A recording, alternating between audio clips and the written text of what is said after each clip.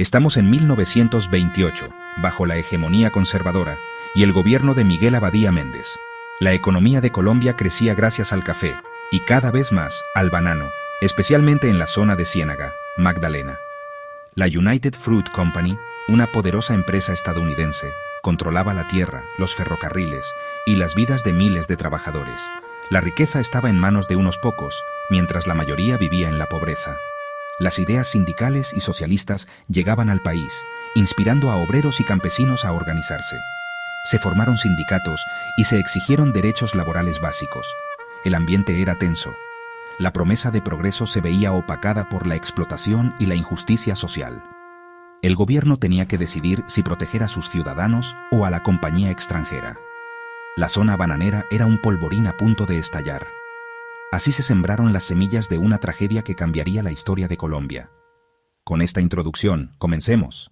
Los trabajadores bananeros vivían en condiciones terribles, sin contratos, derechos, ni un salario justo. La United Fruit Company les pagaba con vales que solo podían usarse en sus tiendas, atrapándolos en un ciclo de deuda. Cansados del abuso, formaron el Sindicato de Trabajadores del Magdalena y escribieron una lista de demandas. Demandaban ser reconocidos como empleados, que se les pagara con dinero real, una jornada laboral de 8 horas, descanso dominical y mejores condiciones de vida.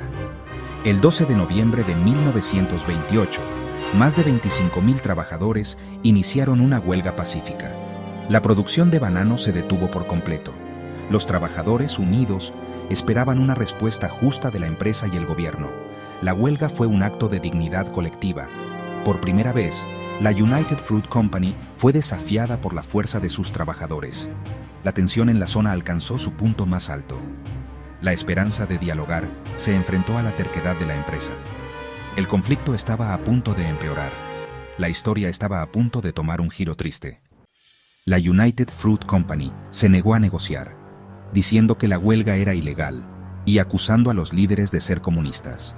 Presionaron al gobierno colombiano, que tenía miedo de que Estados Unidos interviniera si no protegían los intereses de la compañía. El presidente Abadía Méndez envió al ejército a la zona bananera bajo el mando del general Carlos Cortés Vargas. Se declaró la ley marcial, lo que significaba que los derechos se suspendían y la zona se militarizaba. Se prohibieron las reuniones y se estableció un toque de queda. El ejército recibió la orden de restablecer el orden a toda costa. A los huelguistas se les llamó criminales, permitiendo el uso de fuerza letal. No habría diálogo, la huelga sería aplastada. El gobierno, en lugar de proteger a su gente, se preparaba para reprimirlos. El escenario para la masacre estaba listo. En la noche del 5 de diciembre de 1928, miles de trabajadores y sus familias se juntaron en la plaza de la estación de Ciénaga, esperando una charla. Poco después de la medianoche, el ejército rodeó la plaza. El general Cortés Vargas dio 5 minutos de aviso para que se fueran. La multitud, sin creer lo que pasaba, no se movió. Cuando se acabó el tiempo, sonó la corneta y las ametralladoras abrieron fuego. El pánico y el terror se apoderaron de la plaza. Hombres, mujeres y niños cayeron por las balas. La masacre fue corta pero muy mala. El número de personas que murieron aún no está claro. El gobierno dijo que docenas, pero la gente que lo vio dijo que cientos o miles. Los cuerpos se hicieron desaparecer en trenes y fueron arrojados al mar Caribe. Intentaron ocultar lo que pasó, pero la memoria de la gente no olvida. La masacre de las bananeras quedó grabada para siempre en la mente del país. La historia de Colombia cambió para siempre esa noche. El triste suceso no pudo ser silenciado. Escuchemos las voces de la tragedia. Pedro, obrero. Llevábamos semanas en huelga. Nos prometieron diálogo, pero llegaron los soldados y dispararon. Perdí amigos y la esperanza de justicia. María, esposa. Fui con mi esposo y mis hijos a la plaza. Cuando empezó el tiroteo, solo pude abrazar a mis niños. Mi esposo desapareció.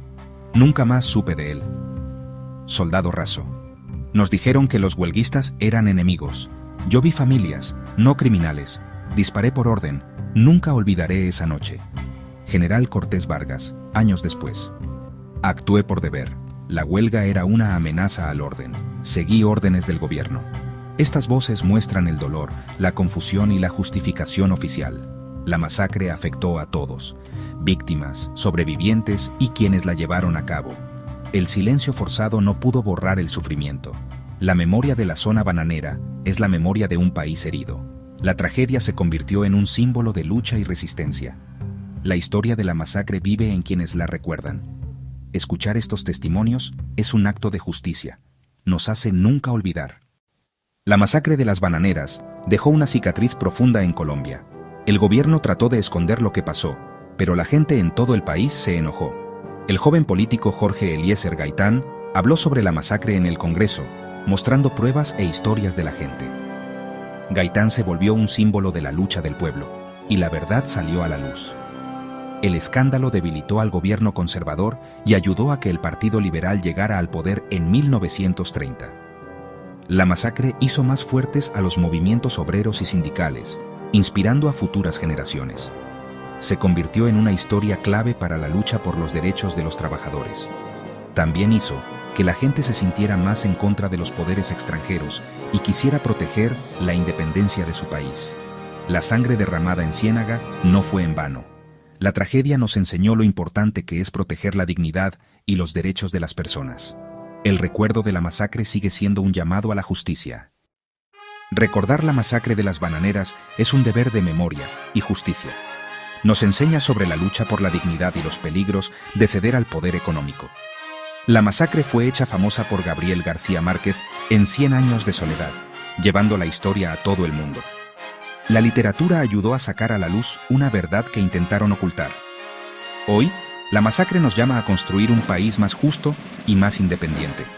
Honrar a las víctimas es una promesa para el futuro. Solo recordando podemos evitar que una tragedia así vuelva a ocurrir. Hasta nuestro próximo encuentro con la historia.